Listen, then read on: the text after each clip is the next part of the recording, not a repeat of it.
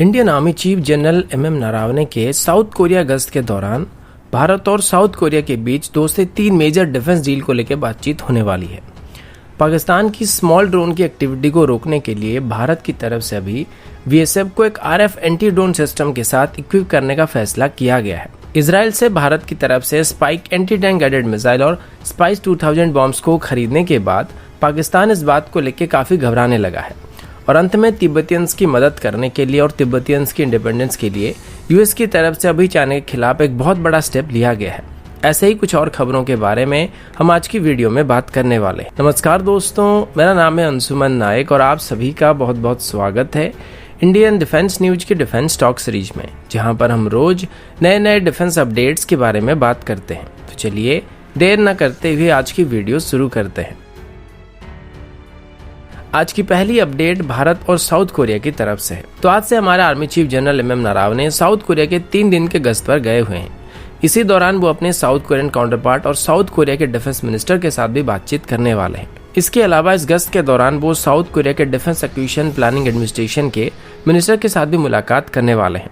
जिसके बाद वो अपने साउथ कोरियन काउंटरपार्ट के साथ कोरियन कॉम्बैट ट्रेनिंग सेंटर और एडवांस डिफेंस डेवलपमेंट फैसिलिटी की विजिट पर जाने वाले हैं, जो कि साउथ कोरिया की गांगवॉन और देजोन प्रोविंस में मौजूद है। इसी बीच साउथ कोरिया की तरफ से भारत की self propelled air defence gun और मिसाइल सिस्टम की डील को लेकर डिस्कशन करने की बात की गई है। इन सिस्टम के लिए भारत की तरफ से 2013 में एक टेंडर को फ्लोट किया गया था, जिसकी कीमत लगभग $2.5 बिलियन था। इसमें साउथ कोरिया की तरफ से अपनी K-30 हाइब्रिड बियो सिस्टम को ऑफर किया गया, जिसमें नॉर्मली ट्विन 30 mm की गन और 4 क्लोज रेंज के मिसाइल मौजूद होते हैं। अब इसमें साउथ कोरिया के बियो सिस्टम को सिलेक्ट करने के बाद भी अभी तक ये डील फाइनल नहीं हुआ है। इसकी एक मेजर कारण ये था कि रशिया की तरफ से इस डील के अंदर साउथ कोरियन सिस्टम को सिलेक्ट करने को लेकर कंप्लेन किया गया था। इसके अलावा भारत की तरफ से अभी अपनी नेवी के लिए भी माइन स्वीपर वेसल को खरीदने के लिए टेंडर को फ्लोट किया गया था, जिसमें साउथ कोरिया पार्टिसिपेट कर रहा था और यहाँ तक कि भारत की प्रोजेक्ट 75I के अंदर भी साउथ कोरिया पार्टिसिपेट कर रहा है। अभी जितने भी प्रोजेक्ट हैं इन सभी को अभी स्ट्रेटेजिक पार्टनरशिप मॉडल के अंदर ही बनाया जाएगा और इंडियन कंपनी के साथ साउथ कोरियन कंपनीज की तरफ से टेक्नोलॉजी को भी ट्रांसफर किया जाएगा।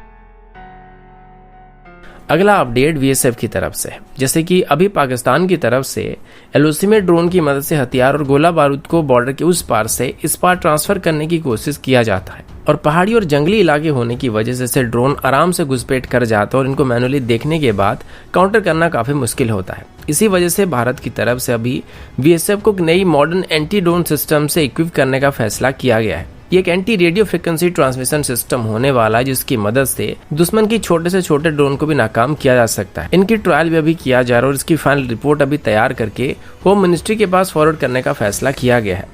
एंटी रेडियो फ्रिक्वेंसी सिस्टम के बारे में बात करें तो जितने भी ड्रोन्स को रिमोटली ऑपरेट किया जाता है, ये सब के सब रेडियो फ्रिक्वेंसी की मदद से ऑपरेट करते हैं और रिमोट और ड्रोन के बीच जो भी कम्युनिकेशन होता है वो रेडियो फ्रिक्वेंसी की मदद से किया जाता है। लेकिन ये सिस्टम रिमोट और ड्रोन के बीच मौजूद रेडियो फ्रिक्वेंसी के बीच गड़बड़ी पैदा करने वाला, जिस वजह से ड्रोन सही तरीके से रिमोट के साथ कम्युनिकेट नहीं कर पाएगा, जिससे ऑपरेटर के काबू से बाहर हो जाएगा। अब रेडियो फ्रिक्वेंसी 3 हर्ट्ज से लेके 3000 गीगाहर्ट्ज तक हो सकती है, जो कि बड़े पैमाने में डाटा ट्रांसफर करने के लिए इस्तेमाल किया जाता है। अब ड्रोन्स के क्षेत्र में ये दोनों की फ्रीक्वेंसी सेम होना काफी जरूरी है, यानी कि ऑपरेटर और ड्रोन की फ्रीक्वेंसी एक होना चाहिए, जिस वजह से सही तरीके से आपस में कम्युनिकेट कर पाएंगे। लेकिन भारत अभी जिस एंटी रेडियो फ्रीक्वेंसी सिस्टम का एक्वायर करने की कोशिश कर रहा है, ये इसी फ्रीक्वेंसी के साथ छेड़छाड़ करने वाला है, जिसके बाद ये ऑपरेटर के कंट्रोल से बाहर हो जाएंगे और इनको आराम से मार के गिराया जा सकेगा। अगला अपडेट भी ड्रोन्स को लेके है। जैसे कि मॉडर्न डे वॉरफेयर में ड्रोन्स काफी मायने रखते हैं और अभी भारत और चाइना के बीच चल रही तनाव के बीच दोनों ही तरफ से अपने ड्रोन्स को वहां पे डिप्लॉय किया गया है। अब चाइना की बात करें तो चाइना के पास खुद के ड्रोन्स मौजूद हैं, जो कि सर्वेलेंस और स्ट्राइक मिशन को भी कर सकते हैं। अब इसी बीच ओपन सोर्स इंटेलिजेंस से पता लगा है कि भारत की तरफ से भी अपनी हेरॉन ड्रोन्स को लद्दाख में तैनात किया गया है। अब अभी तक इस बात को सिर्फ बताया जा रहा था, लेकिन लाइव कभी भी इनको ऑपरेट करते हुए देखा नहीं गया था। पर अभी सामने आई कुछ सैटेलाइट इमेज में इंडियन एयरफोर्स की त्रिशूल एयरवेज में हेरॉन ड्रोन्स को रनवे के ऊपर स्पॉट किया गया है, जहां पर इनको लद्दाख के ऊपर सर्वेलेंस मिशन में भेजा जा रहा था।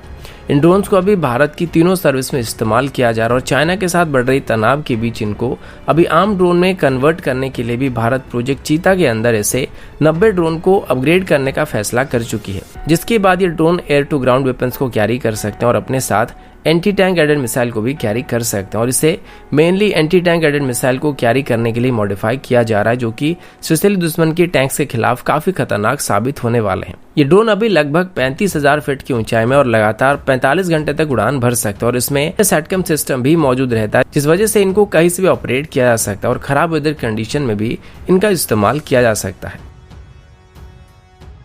अगला अपडेट भारत और पाकिस्तान की तरफ से है। कुछ दिन पहले मैंने आप सभी को बताया था कि इजराइल की तरफ से मेंशन किया गया था कि किसी एशियन कंट्री की तरफ से अभी $200 मिलियन के कॉन्ट्रैक्ट को इजराइल को दिया गया था, जिसके अंदर वो उस एशियन कंट्री को स्पाइस 2000 और spike anti tank guided missile को सप्लाई करने वाले हैं। और उस दिन मैंने आप सभी को बताया था कि ये कंट्री भारत होने की चांसेस सबसे ज्यादा है और उसके 2 दिन बाद ये क्लियर हो गया था कि वो ऑर्डर भारत की तरफ से ही प्लेस किया गया था। अब जैसे ये खबर सामने आया था और कंफर्म हो गया था, तो उसके बाद पाकिस्तान में थोड़ी खलबली मचा हुआ है, क्योंकि स्पाइस 2000 का इस्तेमाल करके ही भारत की तरफ से पाकिस्तान की सुअर प्रोडक्शन फैक्ट्री के डिस्ट्रीब्यूशन यूनिट के ऊपर स्ट्राइक किया गया था। अब हालांकि तब से वो इस बात को लेकर नाकारते आ रहे थे, लेकिन हाल ही में ही पाकिस्तान के एक एक्स डिप्लोमेट ने लाइव टीवी के दौरान इस बात को गलती से बता दिया था। अब पिछले कुछ दिनों से पाकिस्तान के अलग अलग लीडर जैसे कि उनके प्राइम मिनिस्टर और उनके फॉरेन मिनिस्टर शाह महमूद कुरैशी अलग अलग इंटरनेशनल फोरम में जाके यही बात बता रहे हैं कि भारत की तरफ से उनके ऊपर फिर से स्ट्राइक करने की कोशिश की जा रही है। अब जैसे कि भारत की तरफ से वापस सेम वेपन को खरीदा जा रहा है, इस बात को लेकर अभी पाकिस्तान काफी चिंता में दिख रहा है, क्योंकि पिछले कुछ दिनों से वो लोग जिस बात को डर रहे थे वो अभी उनको सच होता हुआ नजर आ रहा है। लेकिन फिलहाल अभी भारत की तरफ से अभी तक ऐसी कोई भी स्टेटमेंट इशू नहीं किया गया और हो सकता है इनको भारत की तरफ से चाइना के साथ चल रही तनाव की वजह से खरीदा जा रहा है, क्योंकि चाइना की तरफ से भी अभी लद्दाख में अपनी आर्मर्ड यूनिट को तैनात करके रखा गया और हमारे पास अभी कोई बेहतर man portable anti tank missile मौजूद नहीं है, जिस वजह से स्पाइक मिसाइल को खरीदने का फैसला किया गया होगा। और बाकी स्पाइस 2000 की बात करें तो इससे डीप स्ट्राइक की पर्पज में एक्वायर किया गया होगा, जो कि चाइना और पाकिस्तान दोनों के लिए कारगर साबित हो सकता है। अगला अपडेट तिब्बत, चाइना और यूनाइटेड स्टेट को लेके है। आप सभी को याद होगा 2 या 4 दिन पहले मैंने आप सभी को बताया था कि यूनाइटेड स्टेट की कांग्रेस की तरफ से अभी एक नई बिल को इंट्रोड्यूस किया गया था, जिसमें तिब्बत के लोगों को अपनी नेक्स्ट लामा चुनने का अधिकार देने की बात की गई थी। आमतौर पर तिब्बतियंस की कल्चर के हिसाब से उनको अपने लामा चुनने का पूरा अधिकार होता है, लेकिन चाइना की तरफ से अभी इसमें हस्तक्षेप करने की कोशिश किया जा रहा है और चाइना के मुताबिक नेक्स्ट दलाई लामा जो बनेगा उसको चाइना की तरफ से पहले अप्रूव किया जाएगा और उसके बाद कोई दलाई लामा बन सकता है। इसी बात को लेकर यूनाइटेड स्टेट की तरफ से अब एक बिल को पास किया गया था, जिसमें ये बताया गया था कि तिब्बतियंस अपने लामा अभी अपने आप चुन सकते हैं और इसी बात को लेकर तिब्बतियन काफी खुश भी हुए, क्योंकि ये शायद अभी तिब्बतियंस की इंडिपेंडेंस के लिए पहला कदम होने वाला है। इस बिल का नाम Tibetan policy and support act है और इसमें तिब्बत के लिए पहले जो सपोर्ट और प्रोविजन यूनाइटेड स्टेट की तरफ से प्रोवाइड किया जाता था उसको दोबारा मॉडिफाई किया गया है। अब इस बात को लेकर चाइना बिल्कुल खुश नहीं है, क्योंकि अभी यूनाइटेड स्टेट के प्रेसिडेंट डोनाल्ड ट्रंप की तरफ से भी इस पर साइन कर दिया गया है, मतलब ये अभी ऑफिशियल हो चुका है। और अभी से ही तिब्बतियंस के लिए जितने भी एनजीओ काम कर रहे थे उन सभी के लिए भी फाइनेंशियल एड को यूनाइटेड स्टेट की तरफ से प्रोवाइड करने का प्रोविजन ऐड किया गया है। साथ ही चाइना के ऊपर भी कुछ पाबंदी लगा दिया गया है कि चाइना की तरफ से तब तक यूनाइटेड स्टेट में अपनी कॉन्सुलेट को नहीं खोला जा सकता है, जबकि लासा में यूनाइटेड स्टेट को कॉन्सुलेट खोलने के लिए चाइना इजाजत नहीं देता है। और सबसे बड़ी बात यह कि तिब्बतियन सबसे अपने लामा को खुद चुनने वाले हैं और अगर इसमें चाइना की तरफ से हस्तक्षेप करने की कोशिश किया जाता है तो इसके बीच सीधे तौर पर यूनाइटेड स्टेट इंटरफेयर करने वाला है। अब इसमें भारत का भी थोड़ा सा योगदान रहने वाला है, क्योंकि अभी के दलाई लामा के मुताबिक उनका सक्सेसर अभी कहीं पर भारत में पल रहा है, यानी कि वो अपने बाद जिसको लामा चुनने वाले हैं और जो तिब्बतियन का स्पिरिचुअल लीडर बनने वाला है वो भारत में कहीं पर मौजूद है। अब अगर तिब्बतियंस की नेक्स्ट लामा को भारत से चुना जाता है तो इस बात को लेके चाइना अपोज करने वाला है और फिर यूनाइटेड स्टेट और चाइना के बीच तनाव बढ़ने के साथ साथ भारत के साथ भी चाइना का तनाव बढ़ सकता है। अगला अपडेट इसरो की तरफ से है। इसरो की तरफ से अब एक नई सेमीकंडक्टर फैब्रिकेशन फैसिलिटी को सेटअप करने का फैसला किया गया है, क्योंकि दिन ब दिन जब सैटेलाइट का डिमांड बढ़ता जा रहा है वैसे वैसे इसरो को भी इसमें इस्तेमाल होने वाले प्रोसेसर की उतनी ही जरूरत पड़ रही है और डिमांड को देखते हुए इसरो की तरफ से अभी अपनी फैसिलिटी को एक्सपेंड करने का फैसला किया गया है। दूसरी तरफ सरकार की तरफ से ग्लोबल सेमीकंडक्टर मैन्युफैक्चरिंग कंपनी को भारत में अपनी मैन्युफैक्चरिंग यूनिट को सेटअप करने के लिए ऑफर दिया जा रहा है। क्योंकि चाइनीज आइटम्स का भी कम से कम इस्तेमाल किया जाने वाला और आगे चल के भारत में जो भी इक्विपमेंट बनने वाले उन सभी में मेड इन इंडिया सिस्टम का इस्तेमाल करने का फैसला किया गया है। अब ज़्यादातर सेमीकंडक्टर या फिर इलेक्ट्रॉनिक इक्विपमेंट चाइना में मैन्युफैक्चर किया जाता है, जिस वजह से अगर हमें इनका बहिष्कार करना पड़ेगा तो सबसे पहले इन सभी को भारत में बनाना शुरू करना पड़ेगा, जिस वजह से ग्रास रूट लेवल में इनको मैन्युफैक्चर करने की ज़रूरत है, ताकि आगे चल के मोबाइल फ़ोन से लेकर मेडिकल इक्विपमेंट में इस्तेमाल होने वाले हर एक इलेक्ट्रॉनिक सिस्टम को भारत में ही बनाया जा सकेगा। इसमें अब एक एम रखा गया था कि अगर भारत ऐसा कर पाता है तो 2025 तक भारत में $400 बिलियन की मैन्युफैक्चरिंग इंडस्ट्री को सेटअप किया जा सकेगा।